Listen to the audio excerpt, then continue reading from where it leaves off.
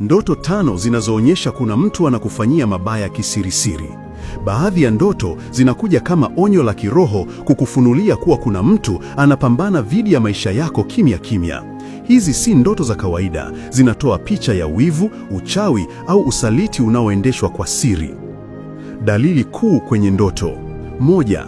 Kuota unakula au kunywa na mtu usiyemwamini. Ni ishara ya mashambulizi kupitia maagano ya chakula ya kiroho. 2. Kuota mtu anaiba viatu, pesa, nguo au nyaraka zako. Hapa adui analenga hatima, heshima na mafanikio yako. 3. Kuota unakimbizwa na watu unaowafahamu. Inaonyesha watu wa karibu wanaweza kutumiwa dhidi ya hatima yako. 4. Kuota watu wanakusema vibaya au kukudhihaki.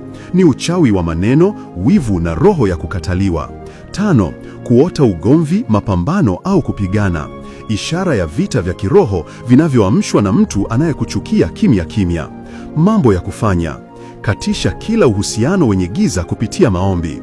Taja kwa sauti, kila mpango wa siri dhidi yangu na urudisha kwa jina la Yesu. Soma Zaburi 35 na Zaburi 91 kabla ya kulala.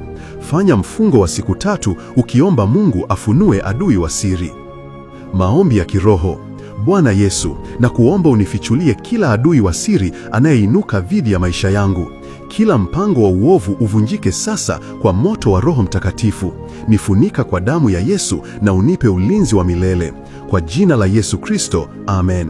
Kwa tafsiri za ndoto, ushauri wa kiroho na maombi, namba ya WhatsApp ipo kwenye bio. Prophetic Galila.